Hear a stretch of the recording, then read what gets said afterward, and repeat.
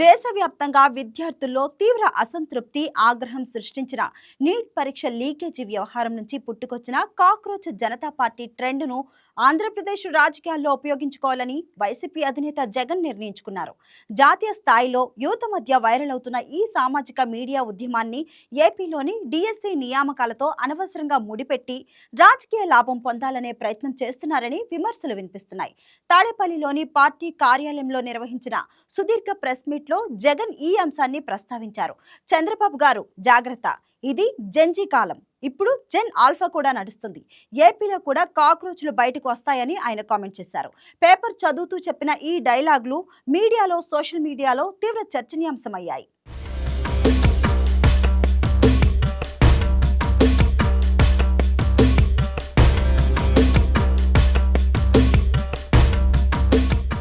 2024లో జాతీయ స్థాయిలో NEET UG పరీక్షల లీకేజీ వ్యవహారం భారతదేశ విద్యా వ్యవస్థను పునాదుల వరకు కదిలించింది.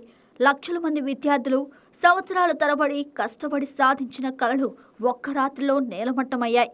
ప్రశ్నాపత్రాలు ముందే లీక్ అయ్యాయని, కొందరి అభ్యర్థులకు సులభంగా మార్కులు దక్కాయని, సిబిఐ దర్యాప్తులో పలువురు నిందితులు అరెస్ట్ అయ్యారని స్పష్టమైన ఆధారాలు వెలుగులోకి వచ్చాయి. ఈ నేపథ్యంలో దేశవ్యాప్తంగా విద్యార్థులు సోషల్ మీడియాలో తమ ఆక్రోశాన్ని వ్యక్తపరిచారు. ట్విట్టర్, ఇన్స్టాగ్రామ్, యూట్యూబ్ షార్ట్స్ వేదికలుగా కాక్రోచ్ జనతా పార్టీ అన్న హ్యాష్ ట్రెండింగ్లోకి వచ్చింది. ఇది కేవలం ఒక మీమ్ మాత్రమే కాదు, కేంద్ర ప్రభుత్వం విద్యా వ్యవస్థ పట్ల యువతలో పేర్కొన్న అవిశ్వాసానికి చిహ్నం. ఆ ఆందోళన సహేతుకమైనదే, ఆధారపూర్వకమైనదే.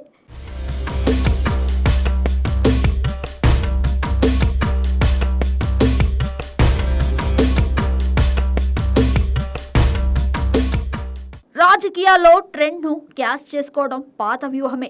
జాతీయ అంశాలను స్థానిక రాజకీయాలతో అనుసంధానించి అందులో తమ పార్టీకి మైలేజ్ రాబట్టుకోవడం అన్ని పార్టీలకు అలవాటే.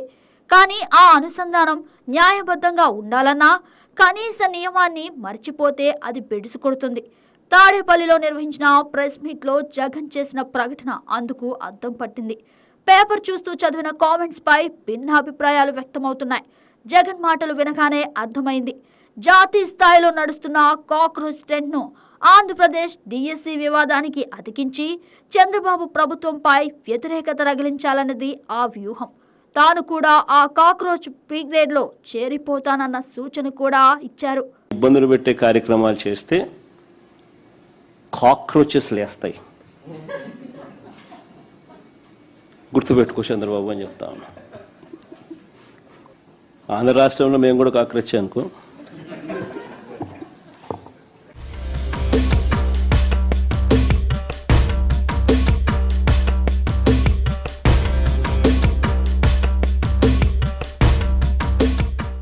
ఏపీలో నిర్వహించిన డిఎస్సికి కేంద్రంలో నిర్వహించిన నీట్ పరీక్షకు తేడా ఏంటి?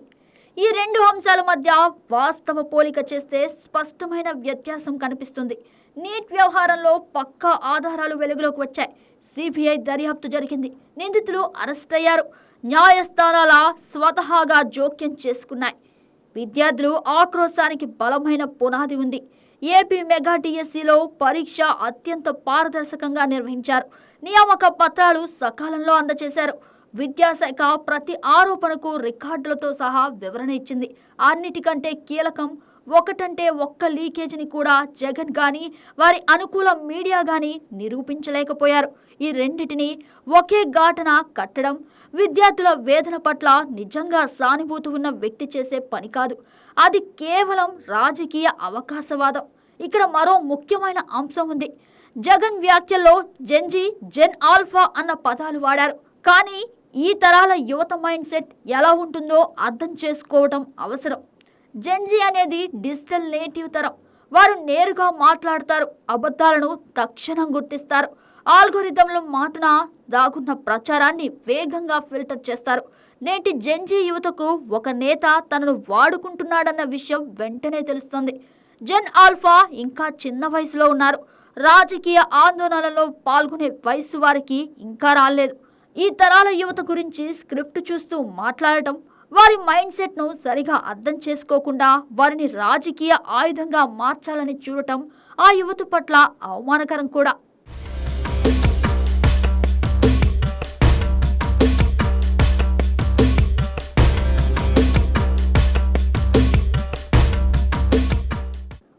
వైసీపీ వర్గాల్లోనే ఈ ప్రెస్ మీట్ పై అసంతృప్తి వ్యక్తమవుతుందని సమాచారం. 2024 ఎన్నికల్లో చారిత్రాత్మక ఓటమి తర్వాత పార్టీని నిలబెట్టుకోవాలంటే వాస్తవ అంశాల మీద పోరాటం చేయాలని, అబద్ధాలతో కాలక్షేపం చేయకూడదని అనుభవజ్ఞులైన నేతలు లోపల చర్చించుకుంటున్నారు. ఆధారాలు లేని ఆరోపణలు పదే పదే చేయడం వల్ల విశ్వసనీయత దెబ్బతింటుందని, 2019లో ఉన్న ఆకర్షణ కూడా ఇప్పుడు లేదని వారికి తెలుసు. ఒక ప్రధాన ప్రతిపక్ష నేతగా జగన్ ముందు అనేక వాస్తవిక అంశాలు ఉన్నాయి. ధరల పెరుగుదల, నిరుద్యోగం, రైతుల సమస్యలు. వాటిని వదిలి ఆధారాలు లేని కాక్రోచ్ రాజకీయం చేయటం ఇది ప్రతిపక్ష బాధ్యతకు న్యాయం చేసే తీరు కాదు. ఇక ఈ ప్రెస్ మీట్ మీడియా క్లిప్స్ నెట్టింట్లో వైరల్ అవుతున్నాయి. కానీ జగన్ కోరుకున్న రీతిలో కాదు. పేపర్ చూస్తూ చదివిన డైలాగ్స్, జెన్జీ గురించి అర్థం పర్థం లేని వ్యాఖ్యలు, నీట్ డిఎస్సి మధ్య తేడా పాటించని వాదన, ఇవన్నీ మీమ్స్గా, కామెడీ క్లిప్స్గా షేర్ అవుతున్నాయి.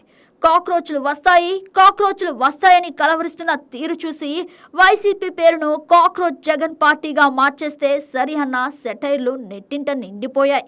సోషల్ మీడియాలో ట్రెండ్ వాడుకోవాలని చేసిన ప్రయత్నం అదే సోషల్ మీడియాలో తమాషాగా మారింది.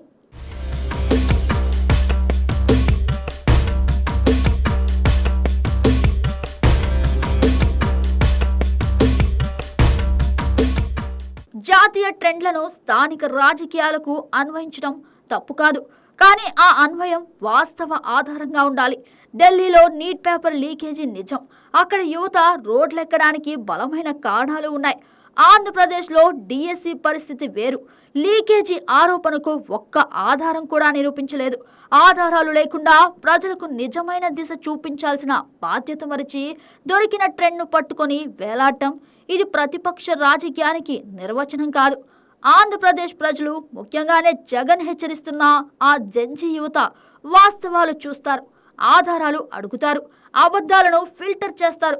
కాక్రోచ్ అనే పదం ఇప్పుడు రాజకీయ పోరాటానికి చిహ్నమైంది. కానీ ఆ చిహ్నాన్ని వాడే హక్కు కేవలం అన్యాయానికి వ్యతిరేకంగా నిలబడే వారికి మాత్రమే చెందుతుంది.